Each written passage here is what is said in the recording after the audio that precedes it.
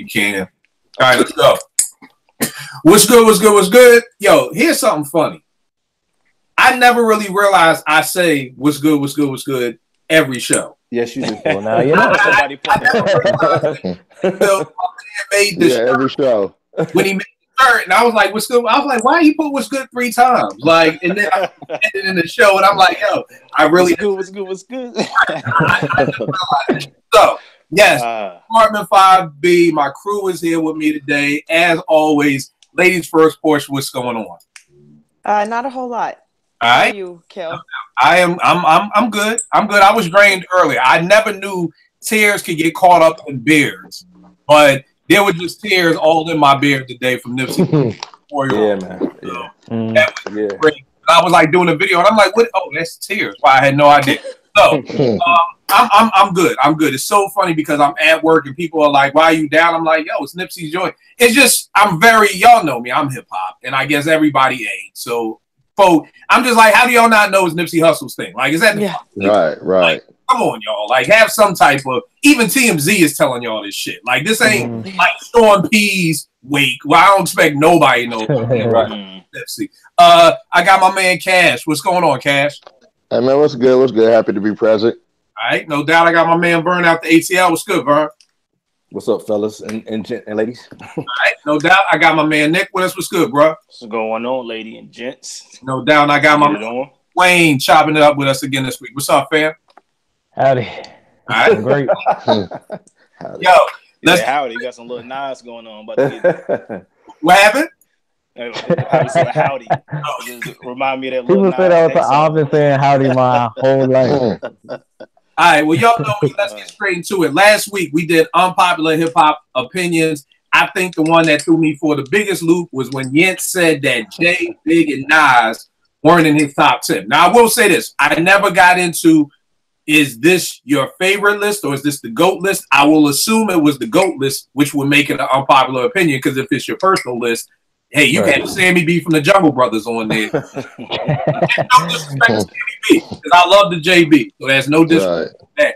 But so I'm assuming it was GOAT list. Put it on Twitter. Of course, it's the back and forth. Yeah, I think y'all just say J, Big, and Nas just to be cool, and y'all don't want to rock the boat. And I had to tweet out that to me, there's a huge difference between your favorite list and who you think is the GOAT. Just like with the NBA, Jason White Chocolate Williams is one of my favorite players, top 10, easy. I'm never mentioning his name amongst the GOAT. You know what I mean? Like, you're just not. You know what I mean? So today we are talking about your top 5 or more favorite MCs who do not make your GOAT list. So, for example, Biggie's my favorite MC, and I think he's the GOAT. I'm not going to name Big. I'm naming people who do not make your GOAT list. And we're just going to talk about why they are faves, but they don't make our GOAT list for whatever reason. LA. Can I ask you a question? Yeah, no doubt. How many people would how long is the GOAT list? I mean, top 10. Top 10. Okay, top 10. Okay. You know what I mean? Cool. And then I mean, I'll set it off because I was talking before you set it off. Sammy B wasn't one of the MCs. I thought it was Mike G and Africa. You are absolutely right. That's 45-year-old in me talking right now. I know what I'm talking about. Thank you. Correction. This is why I keep smart people around me to help me, because you are absolutely right. Sammy B was the DJ, so it was Mike G. So that's my bad.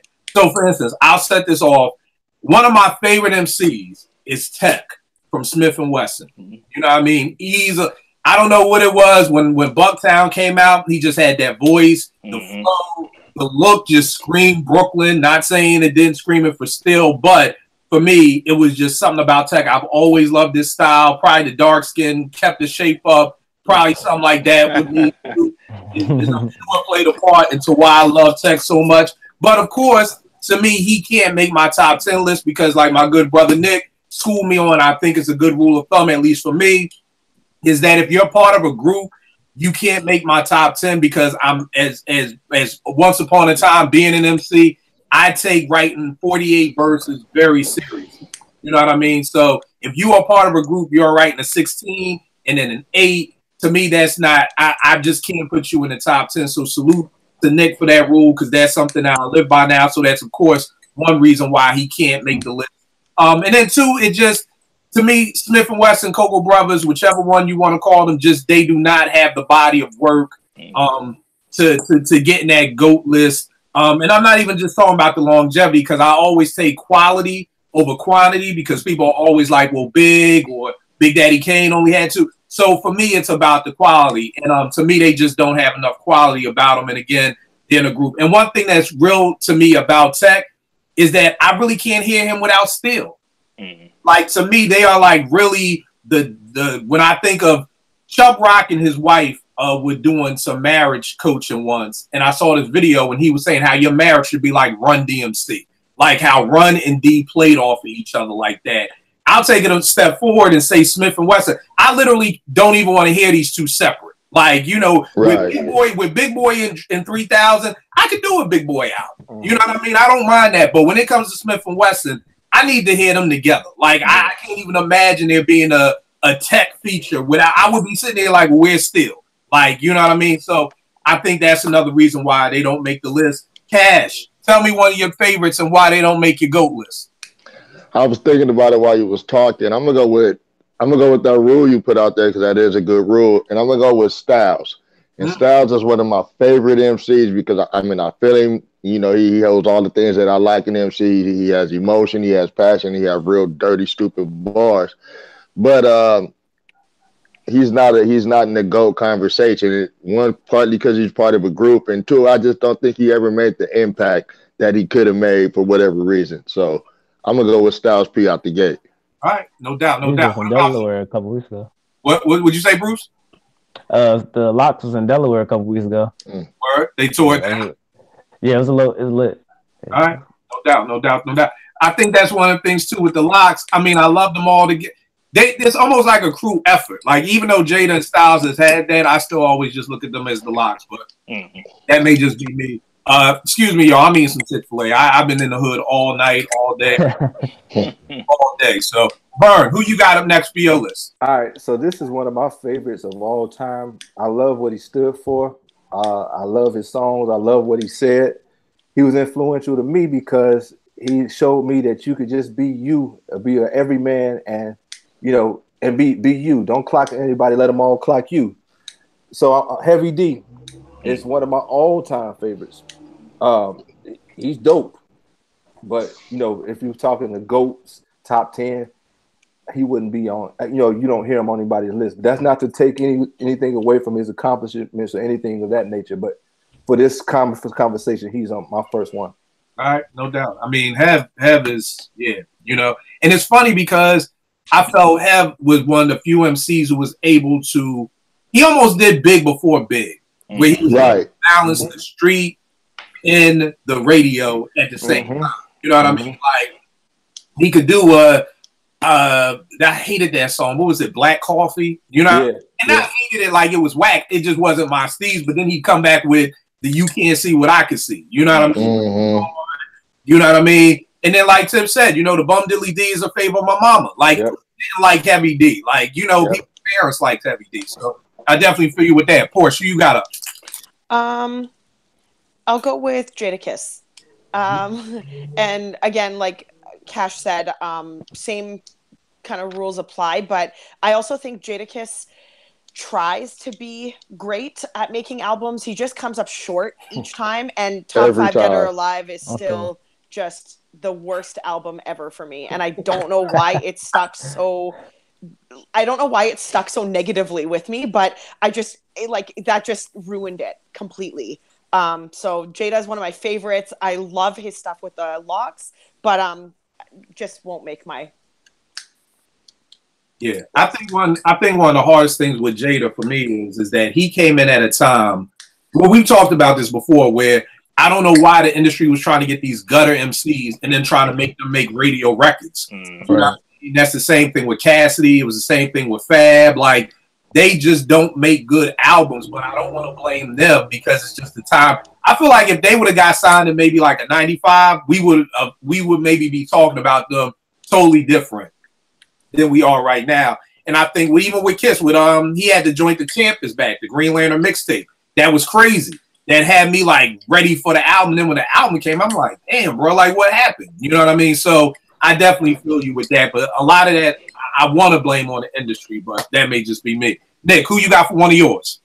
I'm gonna start off with the home team, Andre 3000, and with him, the only thing he doesn't have is like a solo catalog because he checks all of the other boxes: originality, flow, content.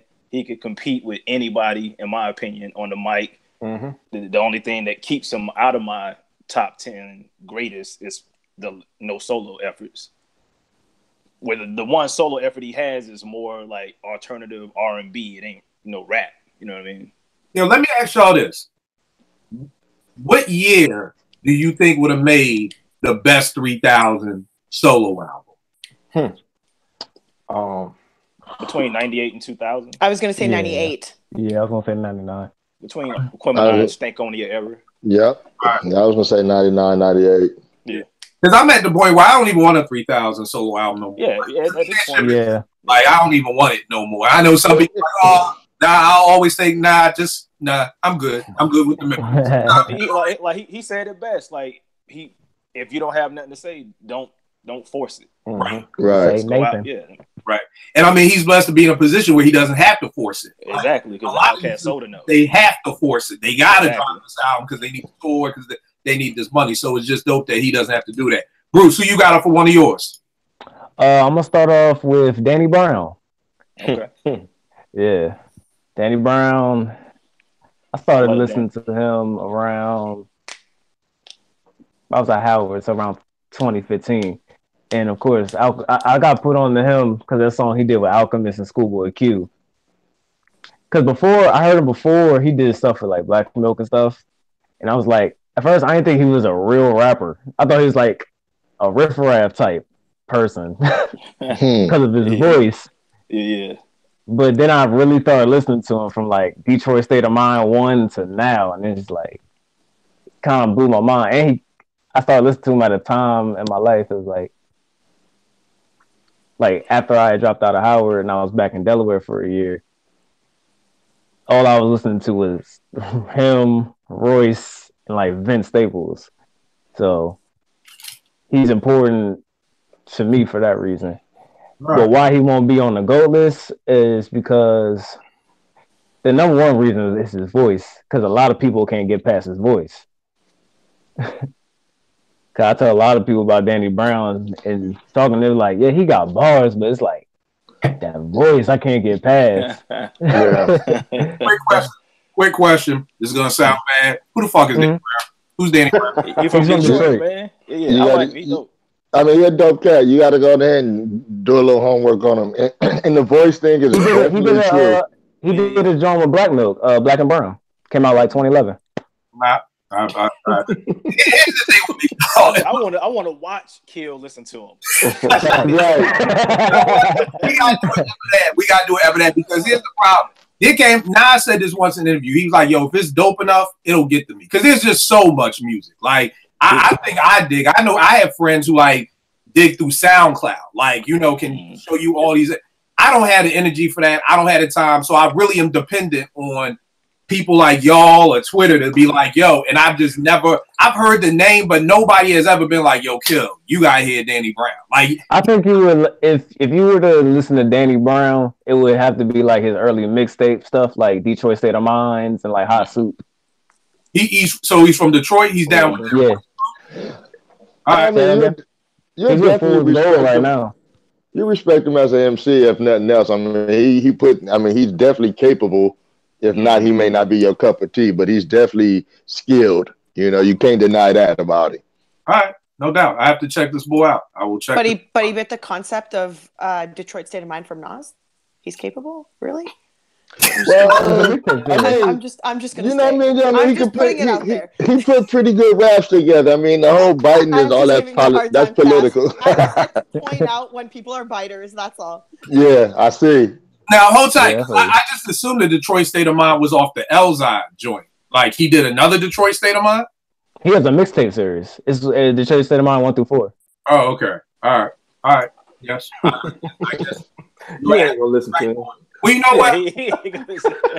That's what I said. We gotta put him on the spot. Y'all know. Everybody knows. I will listen to what y'all send me. I listen to any of y'all send it to me. I'll listen to it.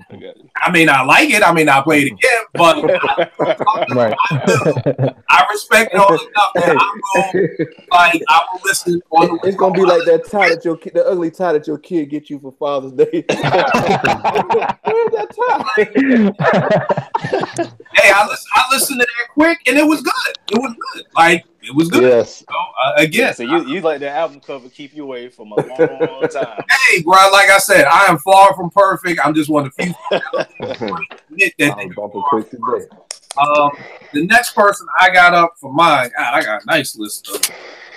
I'll go with Dilla, man.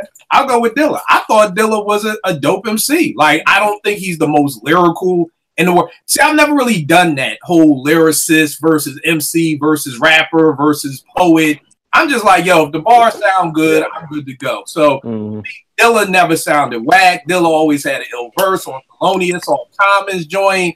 Almost every one of his Slumville verses, like, I love. But I mean, I know, of course, he's beloved as a producer. And I know a lot of people who actually are like, nah, I don't like Dilla at all, rhyming. But I thought Dilla was dope. But just for those reasons of, not having the catalog and everything like that, that's just, why he doesn't make my GOAT list. But Mos Def, easily one of my favorite MCs. Cash, who you got up next? Next, I mean, he hasn't put out enough work, but he's inconsistent because I feel like he's trying to live up to his label mate. So I'm going to go with Ab-Soul. Ab-Soul technically has everything to be a GOAT.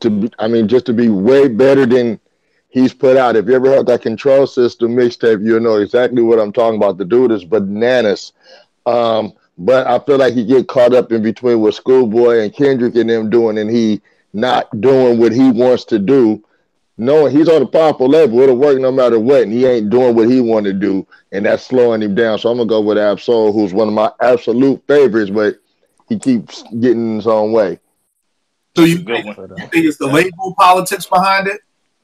I think from a fan perspective, I feel like it's personal. Like, I feel like it's just him getting it. It's like when you're on a ball team, you dope, but you ain't playing your position. You trying to play like the star is playing. You know what I mean? It's like you trying to emulate, and your game ain't being consistent because you're not doing the same things that got you where you at. That's how I feel about Ab-Soul.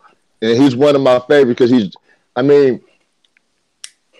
feel like him and Kendrick from the same tree, but he's more raw when he's in his element, if that makes any sense. So that's why he's one of my favorites, but he gets in his own way.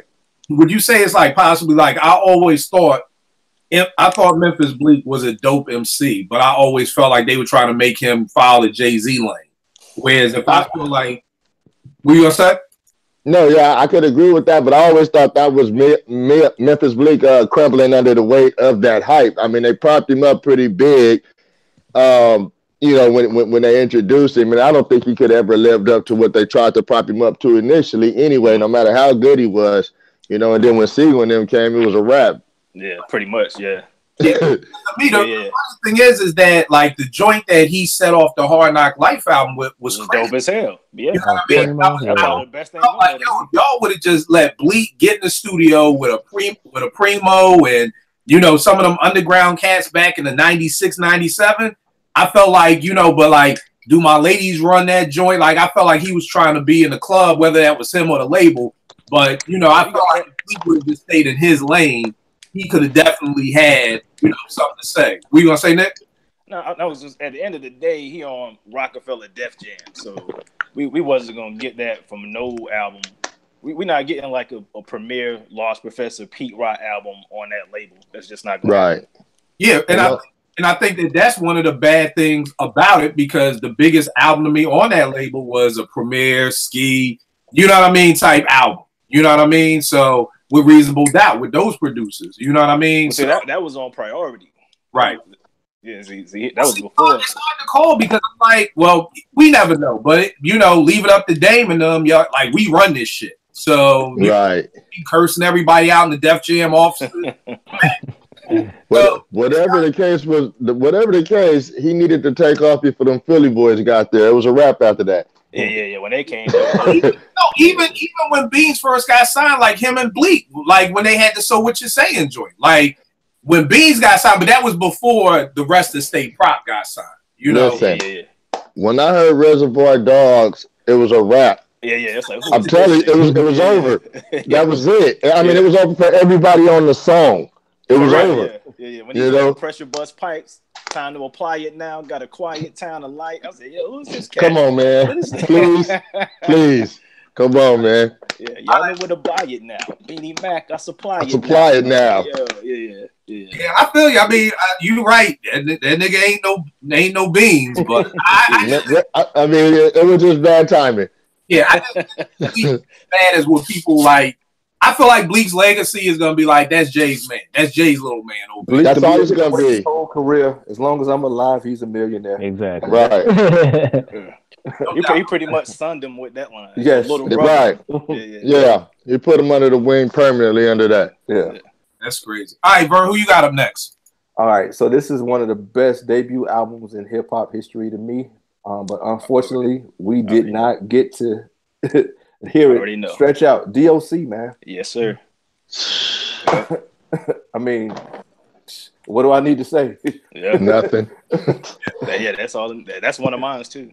Yeah, that's dope. I didn't even think about DOC, man. That's why I keep smarter people around me, man. Because the thing with DOC that killed me, especially coming from the East Coast, was that Funky Enough was so dope. Oh my! Like, I remember him that whole video, the black and white, and then when we saw Easy, it was like, oh shit, he down with them. Like that's when, like, if there was a West Coast bias, I felt, at least for me and my crew, that's when it went out the window, because it was like, yo, this nigga's a problem. Yes. Like, listen, nobody could do it better. Is some of Dre's best work to date. Like, people don't even talk about the production on that. I mean, the fucking formula, dude. Are you playing with me? Come on, man. Yeah. I'm mad because I didn't pick him. And I mean, DLC falls in a group of category, because that's like, if you ever did a category of what's your biggest regrets, that's like Big only doing 2 albums. DLC is a regret. We didn't get to see what was going to happen. You know what I mean? Yeah. Because, I mean, the thing is, he had it in to have it in 1988 like that, like yo, like you said, like the joints that's on there. I forgot what was the name of the second joint. Where is this thing over here? I need to put this all on. I'll find it eventually. What was not the formula? It was here it is. Let the bass play. Mind blowing. Number 2 was mind blowing was crazy. My joint was it Let the bass go boom boom boom boom boom boom. That was crazy. Hell yeah. The joint where he hell yeah. The joint where he be like, yo, why you stop? I stopped to catch my breath, man. Let me in here. Yeah, let me. That was Let Me In There. It might have been of a masterpiece, but whatever it was. In the grand finale, he's a slept-on posse cut. Yes, it is. Yes, it is. Doesn't come up enough in posse conversations. You're right. Right, but that was a very dope posse cut. And Kill, it goes back to your what if segment. I mean, if DOC does what he does, do we get Snoop, coming out like that? Well, I mean, the pen is responsible for so much. It's so hard to tell with that one. Yeah. I mean, his pen still did so much. Yeah. You know what I mean? Right with Snoop. Yeah. And Dre. And the thing about Dre, we heard Dre rapping DOC stuff so long that I didn't really notice that Dre, he copied whoever writes his rhymes. Because if you listen to when Eminem write his rhyme, you can tell. When Exhibit wrote his rhyme, you can tell. So we just got so used to. I couldn't tell on Still DRE, and Jay wrote that, and I couldn't tell. That's true. That's one where I couldn't tell. Yeah. Yeah, you're right about that one. No doubt. DOC. So Jay did a good job. Right. Because even when Kendrick wrote some stuff for him on that Compton album, I was like, that's Kendrick. Right. Yeah, that's dope. That's a good pick, Vern. Porsche, who you got for your next one? Lil' Kim.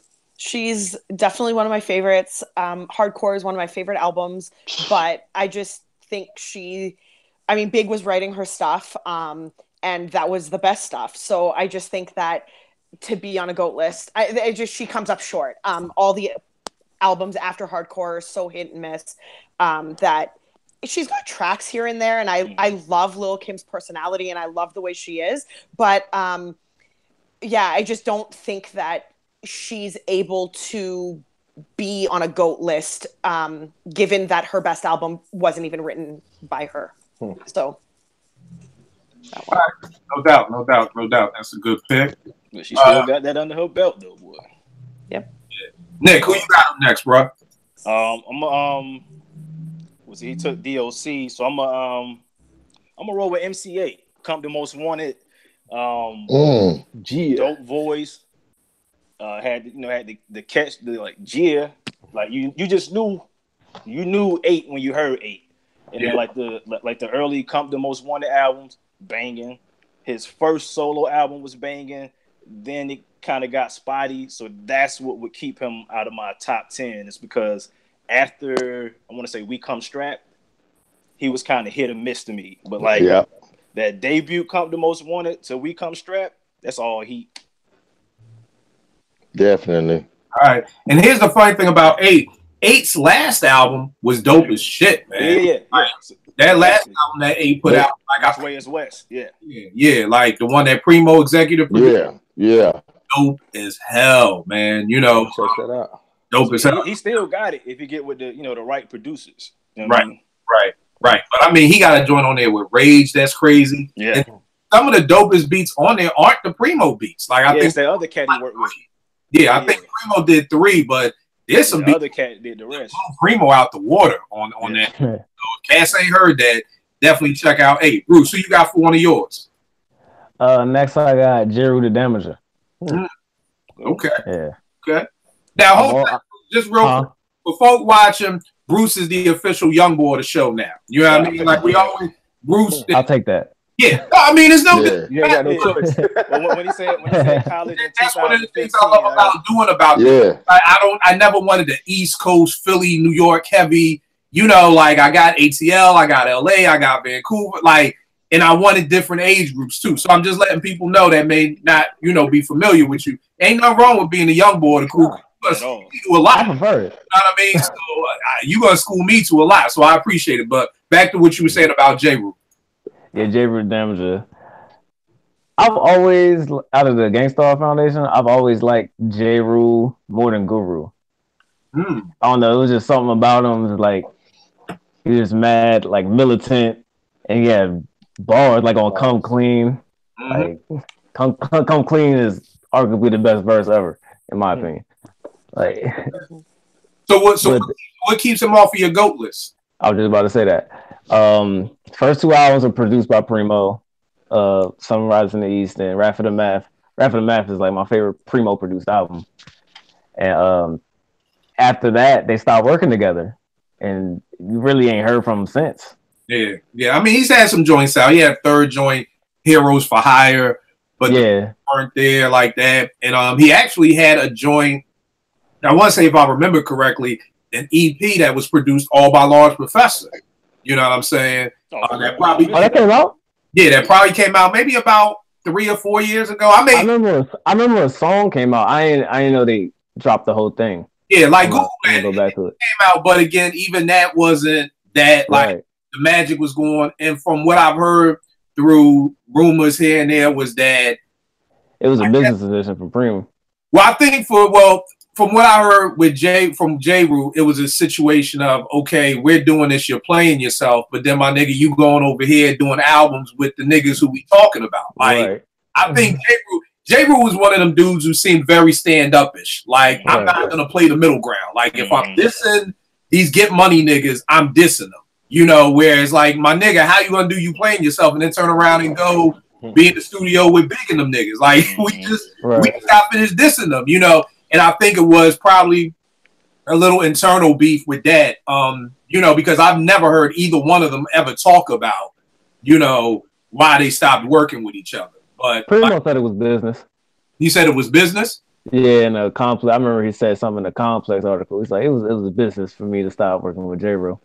I mean, okay. I mean, hey, I'll go with that. I mean, when I think business, I'm thinking money. So, and there ain't a lot of money in Payday and Jeru Records. So, when I hear like Big being like, "Oh, I don't want to do business with Puff," now I'm like, "Ooh, that's a lot of money. We talking millions." Like records and fucking the sunrise in the east ain't.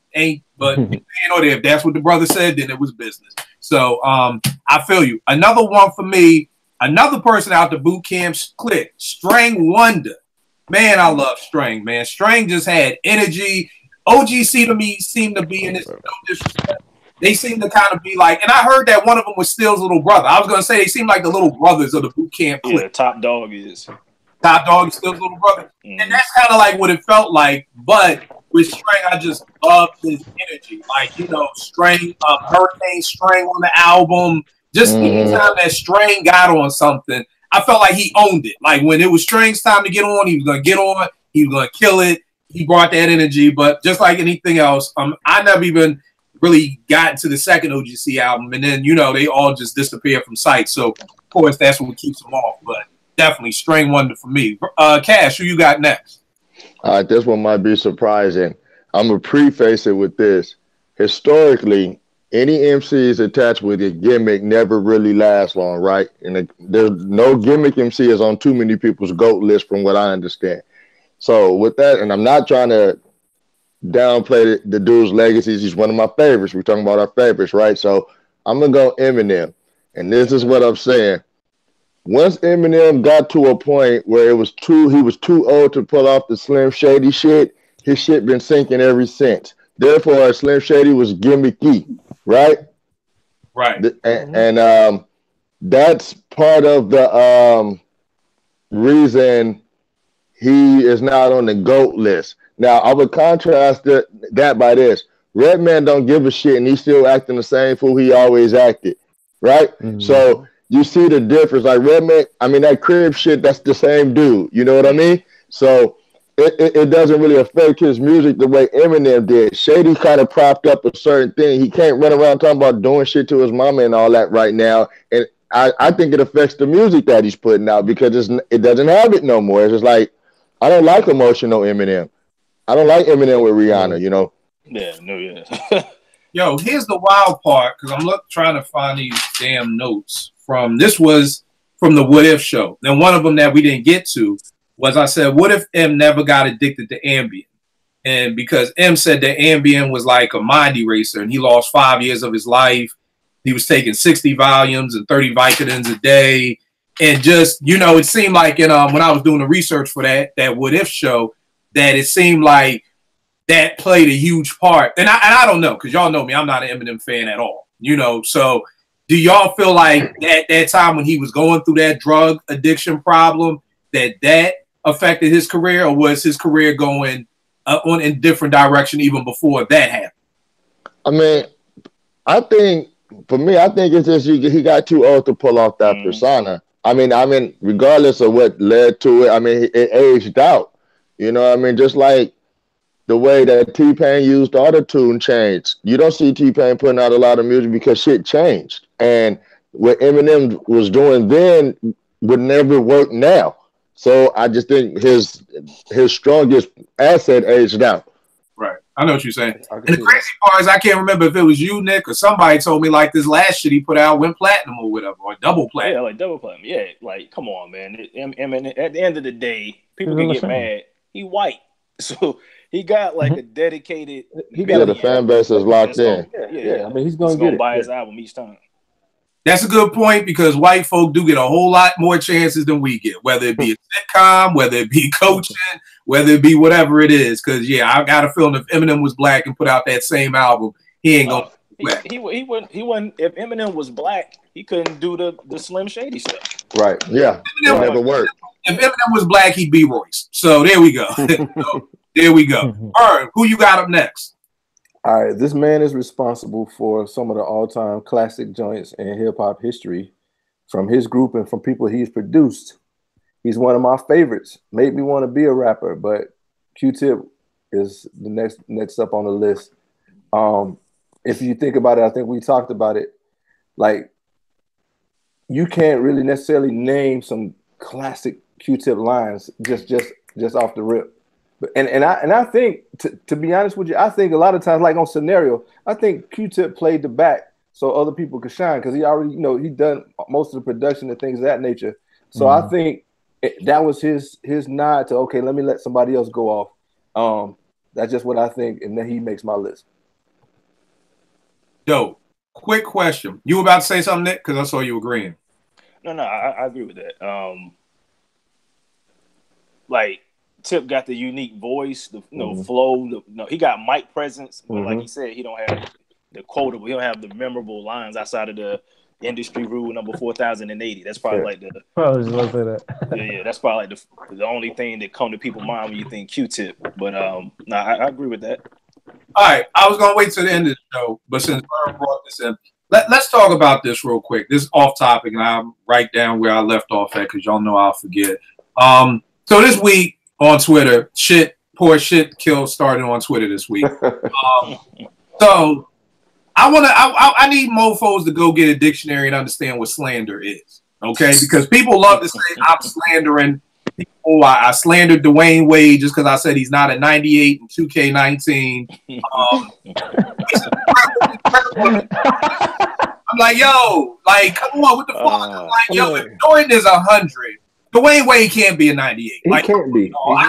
I know he's retiring. I get it. Stop it. Like, Dwayne Wade on his best day is no better than But you said you had Clyde over him, right? So what would you have Clyde on there? I don't even know, bro. I just know that fucking. What would you have Kobe on 98? What happened? What would Kobe be? Kobe, I would probably put Kobe at a 98. 98, okay.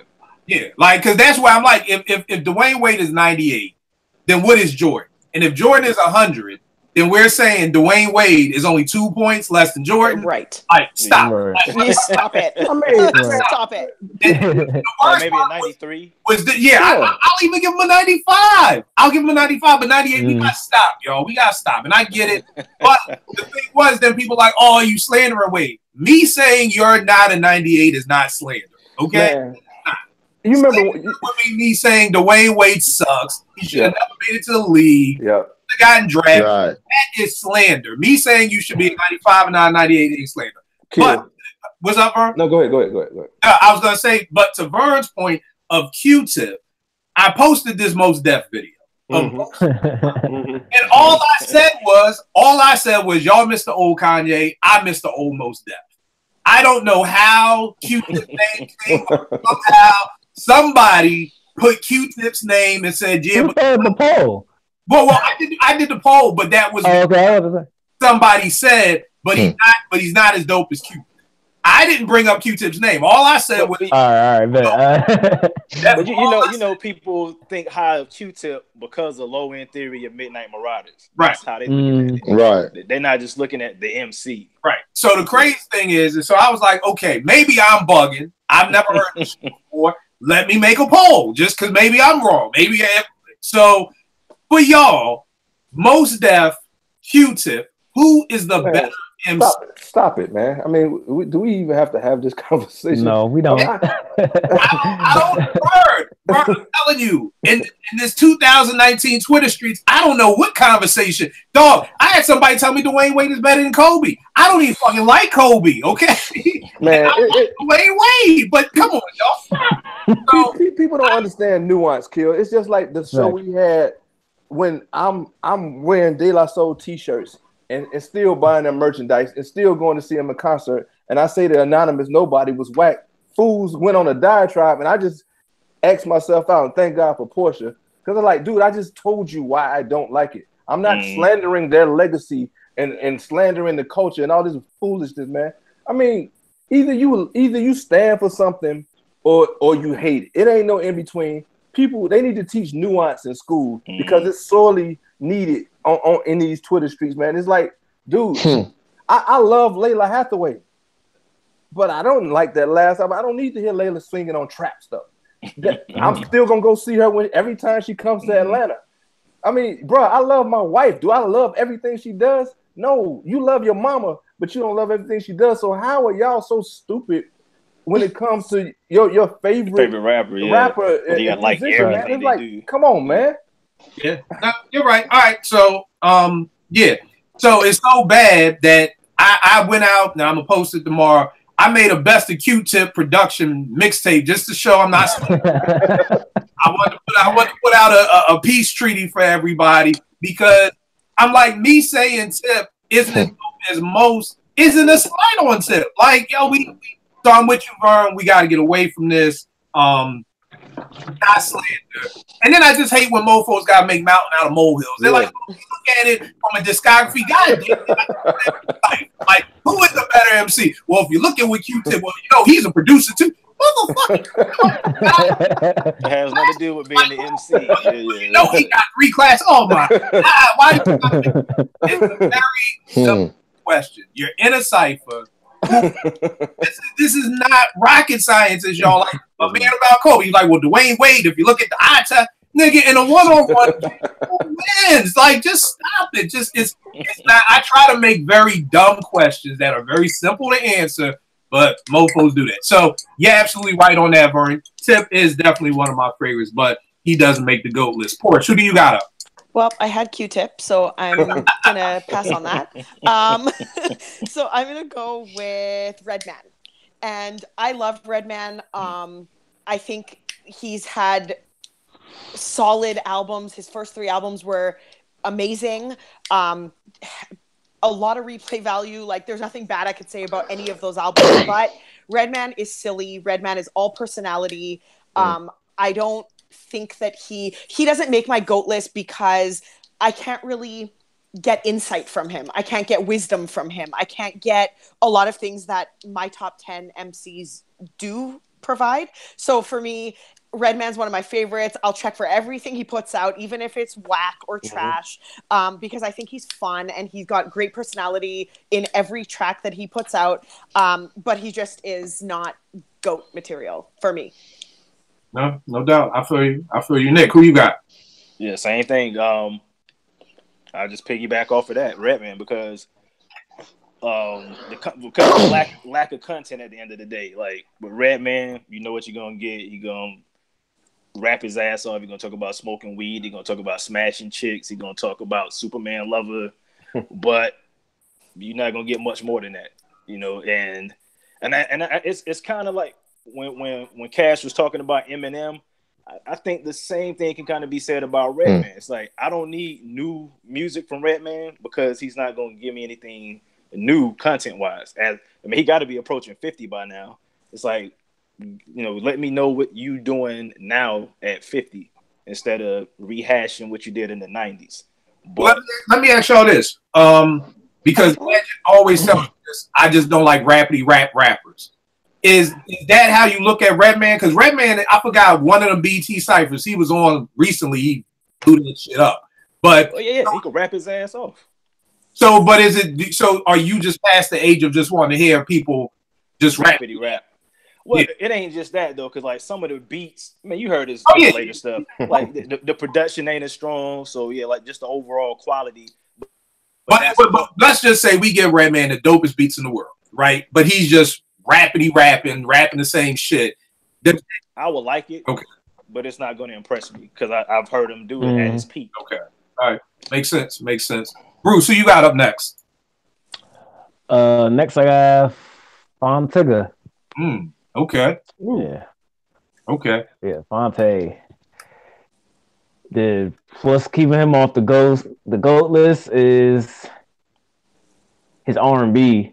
Not that his R&B is bad, but it's like he only has 2 rap albums. All his Foreign Stain stuff is mostly is like 80% R&B, and plus he had the Little Brother albums. So it's like for him to be on the GOAT rapper list, I would need him to rap more. Cause I remember when he dropped the album he dropped last year, I was telling people like, "Yo, Fonte just dropped the album." It's like he on that singing shit. Like, nah, he's actually spitting on this one. Right. I feel you, and it's funny because Fonte is slow. If he I feel you, because I'm like, if he drops another rap album, he may be able to creep closer to my top 10. I'm not saying he's not nobody else, but who said that? Vern? Yep. All right. Yeah, he's creeping very closely because he's giving me. He's got the bars. He's got the content. Exactly. He's got all those things. But you're absolutely right. You know, with the back and forth. And And to be honest with you, I didn't like this new EP at all. Like, I was about to say, he was out the R&B EP. I mean, I know people lose their minds over it. I feel like because it's Fonte. Because if this was my new R&B singer, BB, nobody would be like it. Right. Niggas would be like, yo, that's cool. But, not that ass. Niggas be like, well, BB need better beats. Like, I ain't really. But if it's Fonte, I think Fonte is at that level for some people.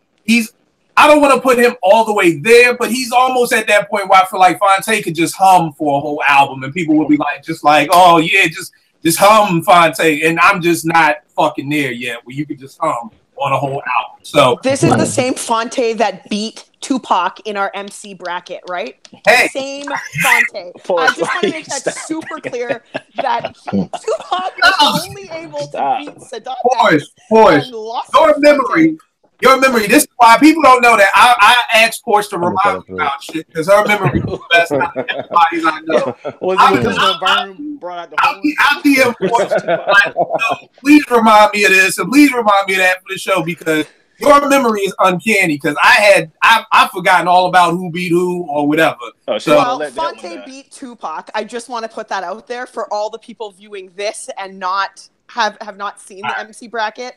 Fonte would have voted Fonte too. I know. Wow. Okay. All right. The next person I got Geechee Sway from Camp Low, man. One of my favorite MCs, man. I think his voice is incredible. I think his flow is incredible. Again, he put out a solo album that wasn't. Again, it's kind of Smith and Wesson-ish. It's like, yo, where's Sonny Chiba at? Like, I need the balance of the two. And I mean, he doesn't make my GOAT list just because I don't know what the fuck he's talking about. Yeah, nobody does. Right. Yeah, it's dope, though. It's dope, though. It sounds dope. It sounds incredible. Like, I'm like, it really spins. But I don't know what you're talking about. Like, literally, if somebody said, Kill, here's $1 million if you tell me what Lucchini is about, I would try to come up with something. Oh, my goodness. I would have no idea what is going on with Lucchini. I don't know. So, Sonny Chiba is definitely one of my faves. One of the funniest thing about this, I'm realizing a lot of my favorite MCs are in groups. Like, just writing this list, I was like, damn, like 80%. Same for me. So I don't know what that says about why some of my favorite MCs are in groups, but so be it. Cash, who you got up next? Ice Cube. Ice Cube is in my top 5 favorites. Top 3 most important. Personal list, but he can't be the GOAT because he's still going and he haven't put out a really dope album since Predator, and that's almost 20 years ago. So I mean, as much as I love him, it's like when you don't know how to you gotta say when, because you gotta tap out. It went from something great to it's so basic, it's almost unbearable. I can't listen, and that's why I'm gonna say Ice Cube. Well, tell me, so do you think, and Cash, for people who don't know, is a very dope MC, and we're going to speak on that later before we end. Do you think if he would have called it quits, like, do you think there's a hindrance for MCs who keep going? You know what I mean? If he called it quits the album after the Predator, and so after 96, you never heard nothing from Ice Cube again, is he a GOAT, or do you hinder people for keep going past their prime? If you stop that Predator, he make the GOAT easy. It's not even about it's just like you have to personally know when it's time to put it up. Right now, I'm older, I do it, but I think I'm gonna know when the shit ain't sounding like it's supposed to. You know what I mean? Like, I feel like I can keep up still. He's not keeping up. He's you're not hungry. You're very comfortable. You got a lot of things going on, and this is just something that you're doing to do now. Well, you shouldn't do it. You know what I mean? Because it's still a part of your stats. It's still a part of your discography. So you're still getting judged on. I'm still judging you on the work you're still putting out because you're still in the game technically. So I feel like if he would have stopped by around the Predator time, then easily easily, no question, first ballot. But he keep going. Man, Kill, that was a really dope question because I think that when people saturate their discography, you're bound to fall off. Like, that's Nas's biggest critique, right? Is his discography is so up and down. Jay-Z, same thing. I know we give Jay a pass because he's Jay-Z, but there's a ton of them that are like that. And I think I don't want to say this. This sounds horrible, but sometimes the blessing for some rappers that we've seen in the past that have been taken way too soon is that they sort of are taken on top and then they're like cemented their legacy because they've only ever given us get to see the decline. Exactly. And everyone's bound to decline. So I think that's a really, really good question. And I think that that's something to consider in every single MC when we're ranking them. So I just want to say that. Can I add to that? Oh, yeah. No, what you gonna say, bro? Yeah, because me and my boy asked me this question because it was like, and I was thinking like, in other genres, I feel like hip hop is the most. Because like back in the day, like artists like Aretha, James Brown, they had like 5,000 albums, but we only talk about like 6 of them. Right. Good point. Good point. You want to kill. Good point. Yeah. I mean, Stevie Wonder. We want to talk about the 70s. Prince. Right. Mm-hmm. Yeah. Prince was I always tell people, y'all can front all y'all want. If Prince was still alive, y'all don't want to hear his last album. You don't. Prince came out. Same with Michael Jackson. Michael Jackson's last few albums were like they weren't not good at all. Hey man, Frankie Beverly got the blueprint. I be joking, but I'm serious too, dog. Yeah, that's serious. Throw on your white suit, come to the Essence Festival. Let's hit Before I Let Go. About 3 Happy Feelings. Come on the other way and tap out, dog. Get that bag and ride out. Yep. But now that's a dope point, Boost, because you're right. In R&B, we don't do that because I mean I can pull a whole James Brown section of records and it's going to be a good 20 or 30 of them joints. You know. Right. I think the reason why I was asking that question is because you wonder. I feel bad for some MCs because I feel like they have to continually put out content because they have to eat. You know, a lot of them who came up. Again, they were kids. They don't know nothing about contracts. They're in these bad contracts. Like with Daylight. Like, it's obvious they're not getting no streaming money. So it's almost just like just to continue to survive, I have to put out music, even though I may know personally I'm not as good as I once was. But what's the other choice I got? Like, what's you tore the classics. They Big toured heavily. Big Daddy Kane can just tour his first 2 albums. Nick's been saying that forever. Prince of Darkness. It looked like a job for Daddy's Home. Forget all of that. Dude, it's a Big Daddy thing. Long live the King. He can still perform. Like, he's still a great performer. Right. So he can just eat off of that. Yeah. And I think the hard part too is when like it's almost going someplace where you can't be judged. Like they got 40 and over leagues. You know what I mean? Right. So you ain't trying to hoop with them young boys and get assassinated out there. You're hooping amongst people your age who are just as old as you, and you know what I mean? Whereas with hip hop, we don't have because deep down inside, Q may be like, yo, I still love this shit. Like I still want to do it. But I will always go back to something that Will Smith said when he did some album that was whack anyway, but I respected him for this. What that was, he said, I took a break from everything. I wasn't doing no movie. I wasn't doing anything. I put all my energy into this album. And I do. I love it. Because you said it was whack anyway. It was whack. But even he doesn't matter if whack. But I think it would have been even whacker if he was filming 3 movies. Right. Yeah, I feel you. I feel like if you still love the culture that much that you want to do it, then you owe it to the culture to then put more time in it. That, you know, so if Cube wants to make an album, put down the Big 3 League for a while. You know, put down Friday. Like, put down everything and just really hold up. And I've said it before, like even with Common's Nobody's Smiling, which was supposed to be about Chicago. I'm like, if you want to make that album, do it the right way, you and nobody got to go to Chicago. Y'all got to do this whole court in Chicago. Y'all can't do it in LA. Hollywood. Yeah, you can't do that. You have to go to Chicago. You have to be part of these town hall meetings. You have to go to some funerals. So it's almost like Doug said on 5 Heartbeats. If we're going to do it, let's do it right. You know what I mean? I feel like if you're going to do it right because you still love it, then you owe it to them to be like, look, I can't do no big. I'm going to step away from this. Get your peoples in place to do that. I'm going to just be writing rhymes and everything. So, I definitely feel you on cue. Vern, what's another one of yours? All right. This is one of my all-time favorite hip-hop albums. Personal classic. Not going to be in anybody's list of classics. But the UMC's Fruits of Nature. So, since it's one of my most favorite albums, they're going to make this list. They're not going to ever be on anybody's list of dope GOAT MCs or whatever. But for me, what that time represented, what the music represented, I'm giving them a shout out today. Hey, that's dope. Blue Cheese, the first beat I ever rapped in front of people on at my sister's house party. So yeah, definitely. That's dope. That's dope. That's dope. What a lot of people don't know is one of them dudes became a producer. I want to say he did Apollo Kids for Ghost. Yeah, Haas G. I mean, Haas G. Yeah. So that's Cool G. I don't know. Cool. One of them. No, it was Haas G. You got it. It was Haas. Okay. All right, Porsche, who you got? My next one is going to be Foxy Brown, and same thing. Kind of as Lil Kim, I guess. Like I really like the Il Nana CD, or album, I guess. I loved it. I thought it was good. I think Foxy's a really, really good MC. I love her delivery. I love her cadence. I love everything about her. And she's so different from Kim that it was good to have both of them kind of in the same time period.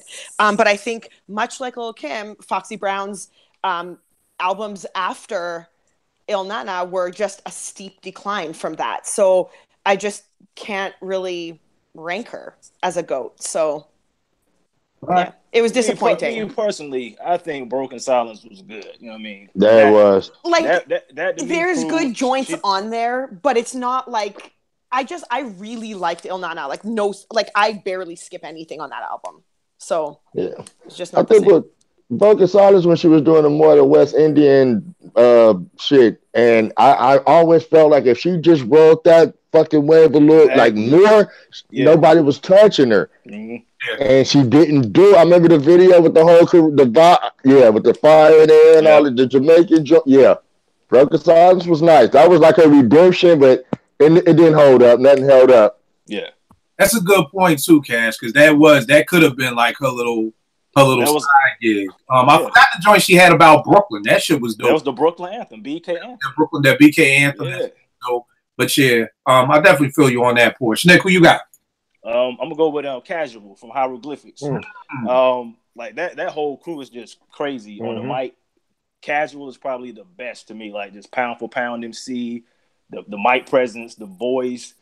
I mean, like if you hear Fear Itself, he's just a beast of an MC, man. And he produced a lot of that himself too. Yeah. But he just always stayed under the radar. He never made like a major impact on the industry.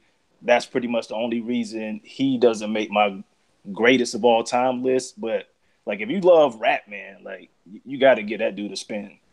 Yeah, I think the thing with me and Casual, his voice never caught me. You know, like his voice. I can see like Dale. You're not thinking about Dale, right? No. Dale, my nigga too, though. I think Casual just didn't have that voice that like ever really stood out to me. You know what I mean? Like I know he was nasty, but the thing with Casual, all of them for me was that damn battle against Saphir and them in the Hobo Junction and how they got washed, and it just kind of killed it for me because they got washed by Manly Saphir himself. By Manly Saphir. I mean, he washed the whole crew. Hold tight. This was a live battle, or bro? This was a live battle on the old school LA radio station KDAY. They had a little beef up in Oakland. Sway had the wake up show on KDAY. Sway set the battle up with the Hieroglyphics versus Hobo Junction, which was Saphir's crew, but Saphir watched them all. I'm telling you, and I mean, it wasn't even close. And it dimmed their light for me. Like, I swear I never looked at Hyro the same. Funny tidbit, opened up for them as a teenager. I really was a big fan because as a West Coast kid, I loved a group that did something other than gangster rap. Because it was real innovative for us over here that just loved the whole spectrum of hip hop. But seeing them get washed, listening to them get washed like that, it's like when Buster Douglas beat Mike Tyson, bro. It's just like, what the fuck just happened? You know what I mean? Yo, they got this on YouTube. I gotta hear this. You can find it. And to be clear, everybody that don't know Saphir, that's Cousin Harold that got shot in Menace.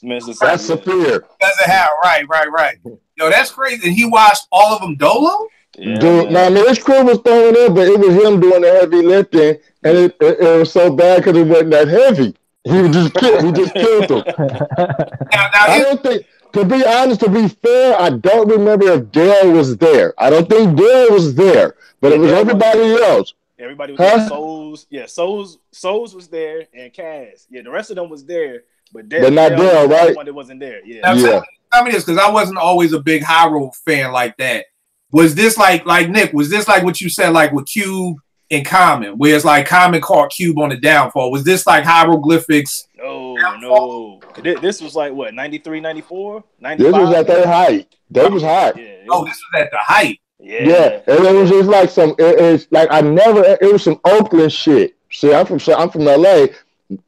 I talked to you about that, because like we're not really privy to what they be having going on and vice versa. But it was some underground grassroots shit that spilled over, and somehow Sweat was like, fuck it, let's do it. Mm-hmm. They did it and they got washed. I swear I'm gonna go to my storage. I got it on the cassette tape. I got it. I got it. Here it is. I got it. No doubt. I was a big Tajay fan. Yeah. OPO, all of them. Yeah. Yeah, that's crazy. Well, at least they got 93 to infinity. I ain't know nothing about that, Joy. Bruce, who you got up? I'm gonna go Rhapsody. Mm-hmm. Okay. Rhapsody is one of my favorites. I think the biggest thing for holding her back is Jamla. I'm joking. Yeah, I agree with you. I agree with you. No, what you say, Nick? We sexist. That's funny as shit. I might be part of it too, but say nah. But yeah, it's like I love Jamla. I'm a huge Knife Wonder fan. Knots, Crisis, all them. But it's like when you hear like a Jamla album, sometimes it feels like the same beat over and over, but it's like 8 different people. Now, wait a sec. Yeah. Said that shit. I don't, because y'all always say I come for Knife and them. There's a witness. No, we said it with the Smith and Wesson album. I said it. Like, y'all right. Because every time something about Jamla come up, it's like, oh, it's not. Somebody else said it. Ain't just Kill.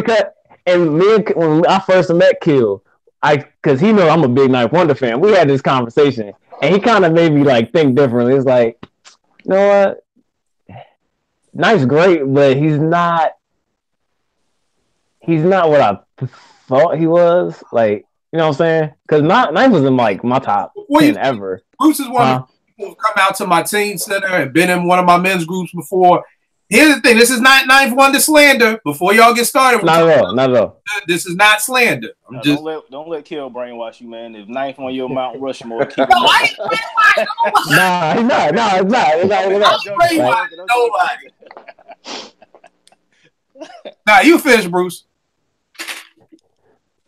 I was like to see Rhapsody on like other production. Yes, sir. What got me on the Rhapsody was that song she did with Primo, Kingship. That was the first time I ever heard her, and I was like, "Yo, who is this? She's nice as hell." Yeah. All right, no doubt. Rhapsody is a dope pick. It was always something. I don't know if it was her voice or her flow or the beat or something. I mean, I think she's extremely dope. Like, don't get it twisted. But I sometimes wonder, is Rhapsody the go-to female MC because she's the only female MC right now? Like, you know what I mean? Like, if what's that other chick? What's the other chick? I can't remember her Megan name. Stallion. Portia, I'm sorry, Portia. It's some sexist pigs. Yeah. What's that other chick? I was answering the question. I didn't know that's what we were talking about. No, a whole bunch of female, like, when I I'm. You know what? They get a pass. Fonte beat out Tupac. That's all you gotta say. But they get a pass. Right. I gotta just chill. Are you talking about Il Camille? There's a couple of them out there. They're just not really. But I think that's the thing. The fact that Nick is still thinking 38. No, because Amy always posting her, the light skinned chick. Come on, man, y'all know.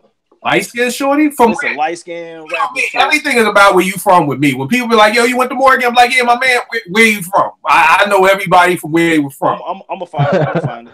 All right, so for me, like, again, coming up, you had Light, you had Latifah, you had Moni Love, you had Antoinette. Like, you had a slew of dope female MCs, and I always just wonder, could any of them on your top 10? Nah. Favorite or GOAT? Light is definitely a favorite. I don't think of the GOAT because I don't think the quality of those two albums. And don't get twisted, I think Light as a Rock is a 5 mic album, but Her Eyes on This was a very dope album. And then again, I hate to always keep bringing the industry in this, but by me doing radio, it's like doing excuse me, a whole nother side of this game. Like, and I think the sad part with hip hop is when Light was on to her third album, hip hop was going in a different direction. It's like, really, if you listen to Commons, I Used to Love Her, that's really literally the roadmap to, you know, the different streets and different turnoffs that hip hop was taking. And Light, if Light was been able to make an MC Light Brooklyn album, it would have been different. But then she had to get into the Roughneck, you know, she had to start doing radio songs, you know. This is when we got it. And it's funny, Verb, while I'm here, my old self, I gotta say this now before I forget. Remember when we were talking about ghostwriting for choruses, I was thinking about this with Ev, and I was like, yo, here's the wild part. Choruses didn't even become important until 91, 92. Because when you think back to EPMD, You Guys to Chill, you know what I mean? Strictly Business. What was the chorus? I shot them full had scratches. You know, this thing, like, we really didn't have choruses until now we need to be on the radio. So now we need to come up with this catchy chorus now all of a sudden. And I felt like Light did that. So no, Nick, none of the females are in my top 10 as a GOAT. Light is probably as a favorite, but I've just always wondered. And again, could Rhapsody really bang with those people? You know what I mean? think she could. I think she could. And I agree with what my man said. I think if Rhapsody got with some other producers with some other sonic, I think, because she's dope, bro. I was just actually listening to her on the way home today. That joint, where they flip Holy Smokes and G Wiz. I mean, you know, so Rhapsody is dope, but I think personally, her soundscape is the same because of the Jamla affiliation. Yeah. So tell me this, because y'all know I know nothing about that. I mean, of course I know Knots and Crisis, but the whole Soul Council, I think what made Puff the Hitman amazing was because, like, they all were like superheroes. They all had a specialty. Kind of what I know about the Soul Council, what I hear is like they're all the same niggas. They all do boom bap. You know, there's no musicianship. You know, you had the Chucky Thompson who's gonna sprinkle some keys on that. You had your Nasheem and your Ron J and all them kids. Right. You had like 2 dudes who were boom bap. You had 3 dudes who were R&B. You had 2 other dudes that were. So is it that the Soul Council are all just boom bap producers? Is that they're just too much alike? Yeah. It's like everybody, like Ninth Wonder got producers that sound like him. Except for Knots, like Knots. Except for Knots. Knots is the one that stands out. He does on IG, never made the album. No, bro, that's my question right there, because I'm like, okay, I'm hearing Knots on IG, and even the funny thing with Knots on IG, if he posts 5 beats a day, I probably really like 1 or 2.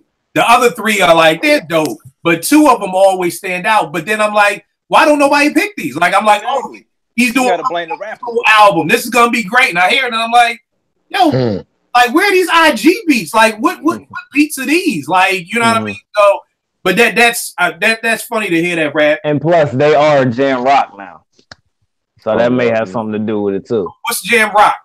They're with Rockefeller. I mean, not Rockefeller, Rock Nation. My bad. Rock Nation. Okay. All right. Yeah. Well, God, prayerfully, I'll get somebody who can do something different. Another one of my favorite MCs. Nobody will ever name this person, but man, did I love some Crazy Drazy from DOS Effects, man. Like, that was my favorite too. Crazy, great, yo, man. Just everything about that, yo, the rhymes, the flow, yo, just everything, man. Just like, yo, that nigga, this dude got a song on Dedicated, man, on Hold It Down. And that nigga said, if a rapper say I'm stuck up, I tell him shut the fuck up, and you could get your man, I bet a granny getting fucked up. So what up? Who want to fuck around and get silly? Really? We back up on the show just like Willie. Nelson, son, go for you. Because I split the beans like Beans does boy. And I was just like, yo, listen, that nigga switched styles like 3 times in like 12 bars. Like, yo, this dude switched.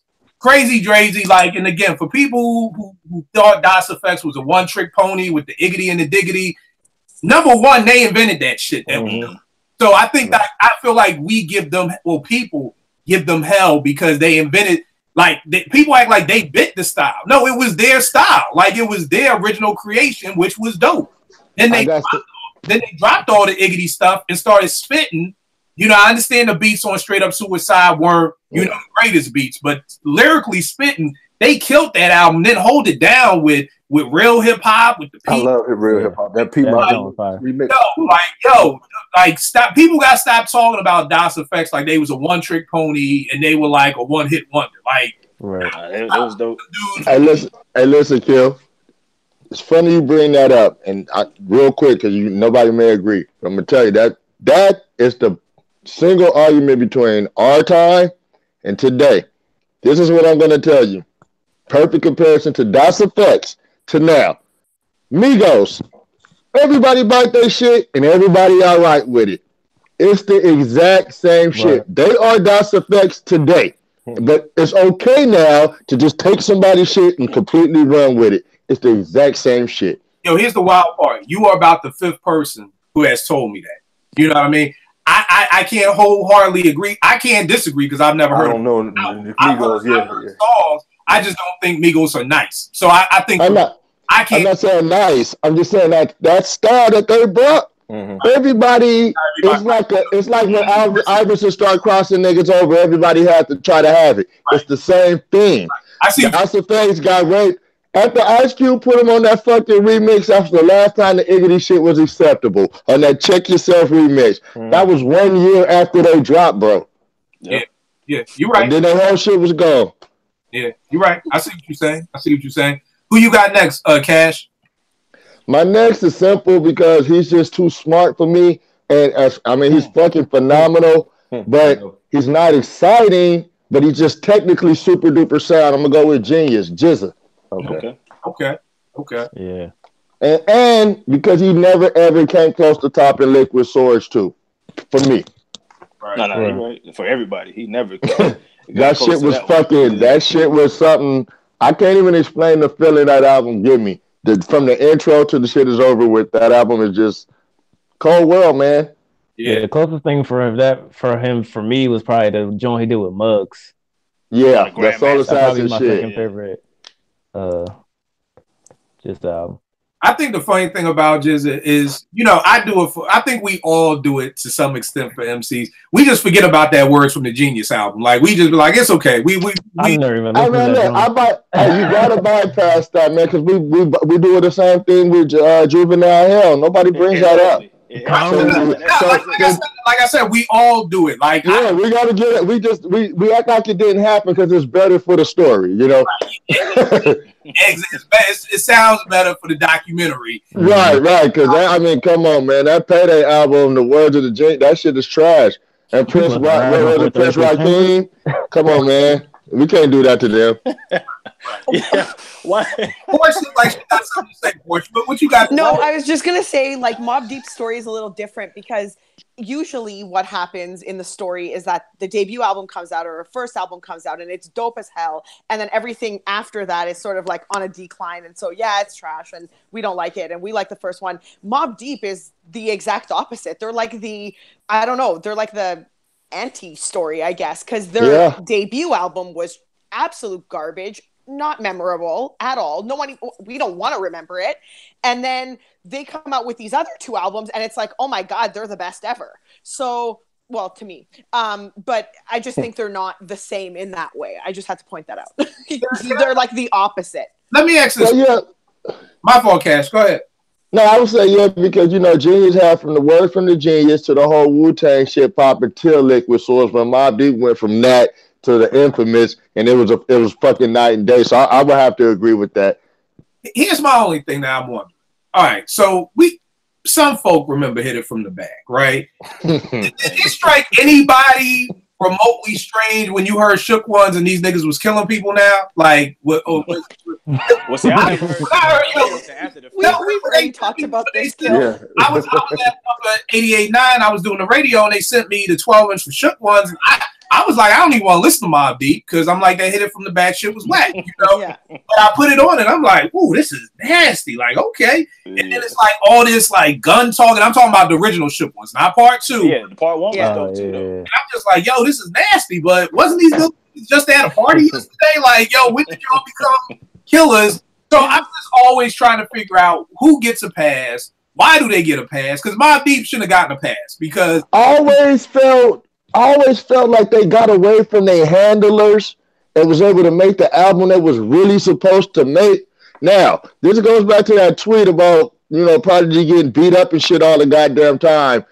No, they shouldn't have got a pass because Hit It From the Back was pretty much really more of what Mobb Deep was than everything post that.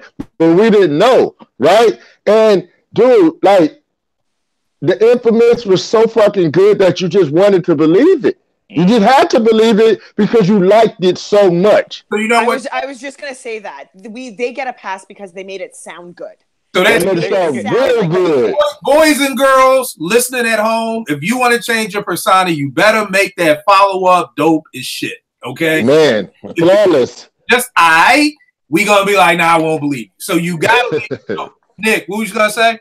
The real reason they got a pass is because they're from New York. Let's just keep it a buck. If them niggas was from the South or from the West Coast, people wouldn't have let juvenile hell get swept under the rug. That's true. I have to agree with that. That shit would have got dug up. Really have to agree with that. These niggas is right here. Like, you're right. You are absolutely right. New York is the reason they got a pass. And that's I don't know. I don't know. I gave him the side out their whole career because it was like, dude. And I was laughing when he brought up Prince Rakeem because you posted that damn RZA video and Guitar Center. Yo, I didn't post it. Yo, my man tagged me in that. It was like classic. So I'm opening it up like, okay, bet. Like, I heard that. I'm like, yo, this like, yo, hey, Nick. Dre got a pass, Nick. So true. That is true. Dre won lipstick. You're right. Not just the lipstick. That whole Been There, Done That Aftermath album. We like that ain't never exist. Like you had to. 2001, and that Been There, Done That when they was dancing in the ballroom dancing. Yeah. Oh yeah, I forgot. Dre had Eazy-E to kind of smooth that over. Going in the transition to NWA, I think that's why he got a pass. But you know what, too? And here's the thing. I wasn't even mad at the whole world-class record. It couldn't be. Because at the time, that was R&B, and that's what R&B was. Like, if you were in an R&B group in the 80s, my nigga, you was wearing some sequins. You was wearing... Right. Let's look at Grandmaster Flash and the Furious 5 and all those cats, bro. Man. Like, that's the only Ice-T. Yeah, oh yeah. That's why I never really gave him a knock for that, because if you were in an R&B group in the 80s, you were wearing some wild looking shit. Like I now you just showed me Dre like that after school. That's different. Like, high with that on. Now we got an issue. But right. The group, like, I can't get mad if the lead singer in Atlantic Star decided he wanted to rap and he nice, and then niggas want to go back and pull the old album. I was in a group called Atlantic Star. We make songs called Forever and Always. You know, mad me for that. But if I was in the yearbook looking like that, that's something. But good point, Cash, because we do act like Been There, Done That never came out. Vern, what's the one for yours? Dress, DRES. Yeah, Black Sheep. Black Sheep, bro. Hell yeah. Wolf in Sheep Clothing, Dress spazzed out on like Black with Envy. And dude, what he did to the Legion on Jingle Jangle was just rude, man. I mean, he destroyed them cats on their own song, just got them out of there. He still makes music. He had a group with Jerobi Evertime. Can we call a timeout? Let's do a 20-second timeout right there. I don't want no more super groups. And they ain't even super groups. Like Dress from Black Sheep ain't even a super. This is like a mid-tempo right here. Let's stop this shit, dog. Like a whole bunch of nobodies got with some other nobody and said, let's make a nobody group. Like, what did you do for the Lost Boys? What did you do for? Let's come together. Jerobi, we do not. Bell Biv DeVoe. We don't need. Bell Biv DeVoe was the first and last time that shit will ever happen. That was the last time that you will take 3 non-singing motherfuckers and blow everybody out the water who could sing. Like, the only time that shit was ever gonna happen is never gonna happen in life again. Stop doing that. I do not want no Jerobi and nobody. I did not want like eyes from the youngsters, the people 20 years later talking about we the illegal youngsters. Like, no. Wow. Everybody go back home. I got killed going tonight. Stop it. Gotta stop this. Man. Somebody gotta stop this. Nobody. Oh man. No, we do not need to leave. There's nobody my goodness. from ABC to make a group and That man proud ground. Like, no, stop it. I told y'all I saw Positive K. Like, I'm still not having it. 30 years from the original. We did not need a follow-up. No, I'm not having it. And then it's a whole cartoon video at that, and they sound horrible. Like, stop it, y'all. Tour. Find you a good tour manager and get on somebody's tour. Like, I was arguing with Scratch, and he was like, yo, it don't matter because Antoinette and MC Light about to make a song together. Yo, 10% this came out in 1989. My nigga, in 9th grade. I'm 45. Don't nobody want to hear no Antoinette MC Light unification song 30 years later. Oh boy. Like not 2019. Stop it. Like, Cat, you gotta know when to just hang it up. Yeah. This tour. That's it. I apologize. I don't even know who was next. Yeah. You gotta stop that. Oh, it was you because you was talking about Drez and Jerobe. Right. Yeah, and that's what, and to your point, that's what I'm saying, because he still puts out stuff. I'm like, dang, man. I checked for it because I respect him, but it's like, oh man, no, let me go back to this wolf in sheep clothing, you know, because